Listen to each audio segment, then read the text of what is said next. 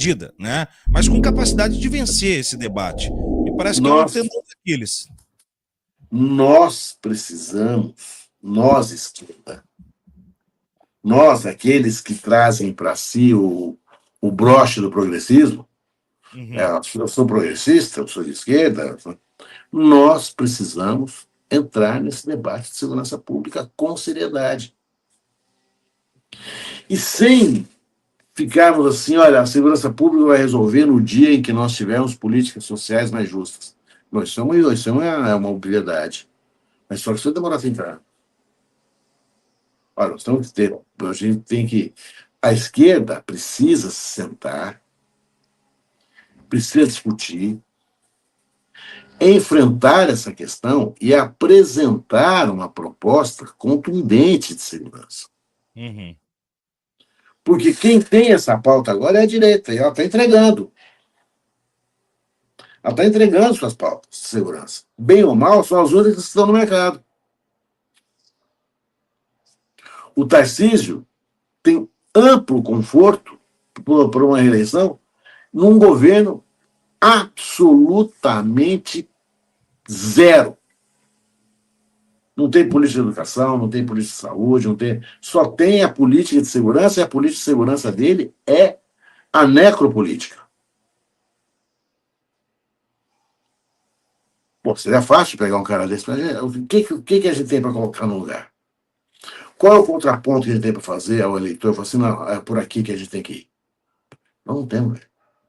É. Nós não temos. Porque a gente fica com essa. Com esse nariz torcido de dizer, olha, não, que imagine, olha, por favor, não vamos. Essa questão, essa pauta de segurança, isso aí é. Outro dia eu vi essa expressão, eu quase tive um infarte. Isso advém do pânico moral espalhado pela direita. Que pânico moral? Vai para a periferia, velho. Vai lá. Olha, eu conversei com uma senhora outro dia e ela me deu um relato que eu fiquei assim, sabe, passado. O filho dela estuda à noite. Uhum. O filho dela tem 16 anos de idade. É negro, nem alto nem baixo, magrinho, perna comprida. É o estereótipo clássico daquele que toma tiro da polícia. É o corpo à disposição da bala, né? O filho dela começou a demorar para chegar em casa. Ela começou a ficar aflita. Como que não? Ela começou a ficar aflita. Ela sai na rua, ela faz o percurso da casa dela até a escola. Ela sai perguntando às pessoas se tinha tido tiroteios, se tinha tido alguma coisa assim. Ela entra em desespero. O filho dela havia parado com uns amigos, tinham conversado lá, queimar um beck num. Ela deu um pau no moleque. De nervosa.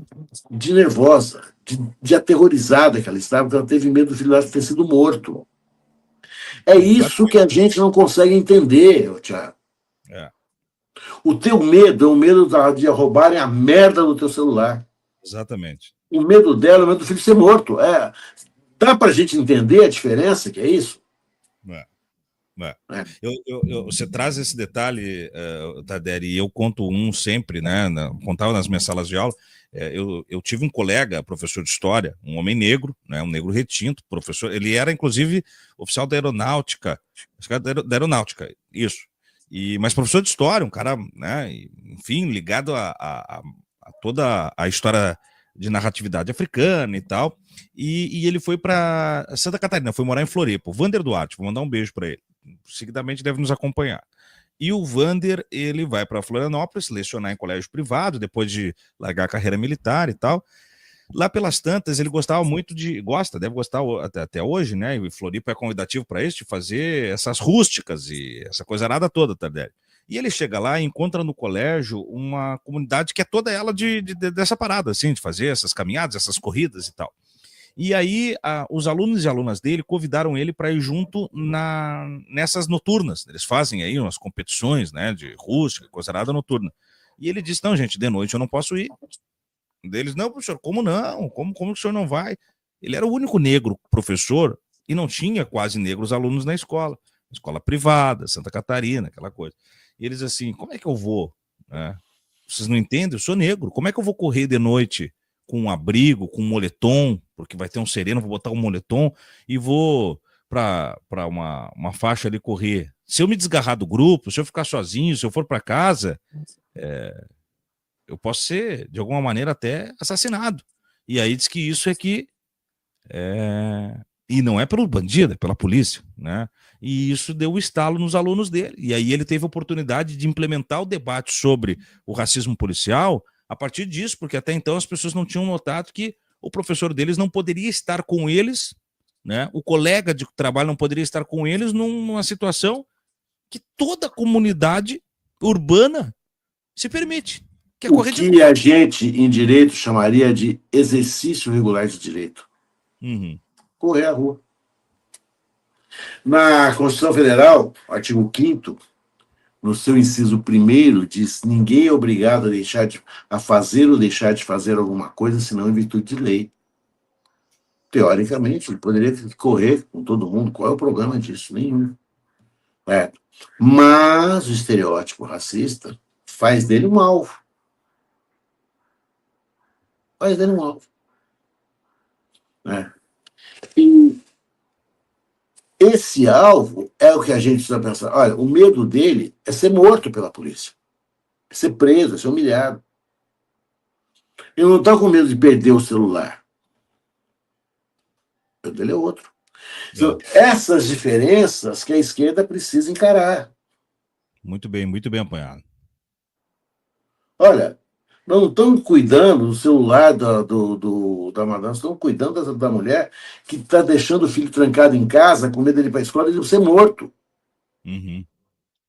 É essa a questão que ele tem que responder. Nós vamos responder para essa mulher. Sabe qual é a resposta que ela obtém hoje? Ela chega à noite em casa, ela anda. Porque as mulheres aqui perto tem um ponto de ônibus, e eu de vez em quando converso. Eu chamo das mulheres do busão. Eu acordo muito cedo, certo? E tem lá uma banquinha de café com leite. Todas elas vêm de alguma outra parada de ônibus. Elas acordaram por volta de 4 horas da manhã, né? Elas tiveram que deixar a casa mais ou menos arrumada, é muita resenha na cabeça delas. Elas têm que cuidar da família delas, da família da patroa. Né? Elas andam 4 horas de um ônibus precarizado.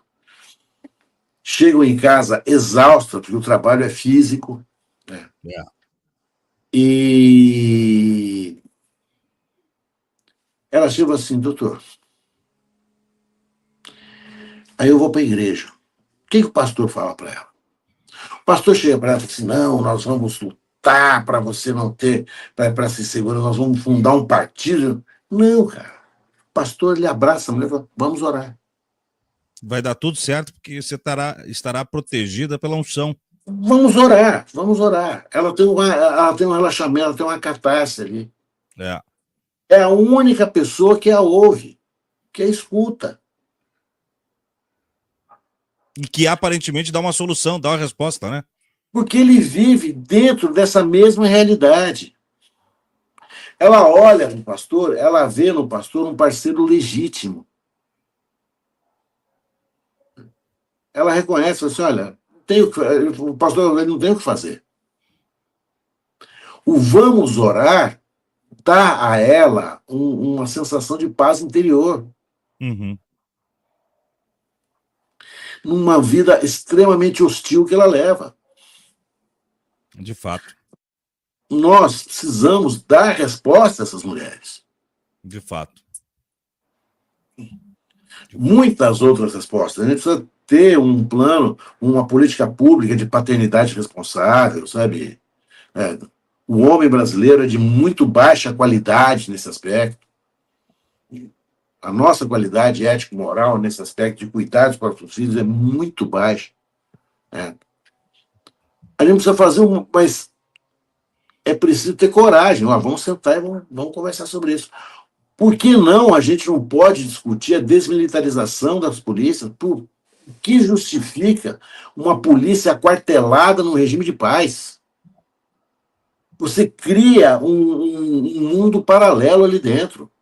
É. Né? Olha, qual é o currículo das escolas de formação de militares? Alguém conhece? É. Na Constituição Federal, as polícias militares são forças de reserva das Forças Armadas. Portanto, o governo federal poderia falar assim: olha, nós vamos tomar para nós a formação dos militares, dos policiais. Vamos pegar essa escola de formação de oficial, cabo sargento. O que, que vocês querem? O que se estuda na academia do Barro Branco? Estou dando exemplo aqui de São Paulo, mas em todas Sim. as cidades tem, todos os estados. São 4 anos estudando o quê? Ó, É. o que eles estudam ali dentro? Né? Como que a gente pode quebrar essa rotina, esse viés de racismo, esse viés de golpismo? Nós temos que quebrar isso. Nós temos que entrar nas escolas militares, nós temos que descartelizar a polícia. Nós poderíamos criar soluções práticas, salariais, olha, para aquele policial que fizer uma abordagem sem violência, sem sangue, sem abuso, né? Ele vai ganhar, sabe, um marzipan no final do mês, assim, sabe? É. Boninhos.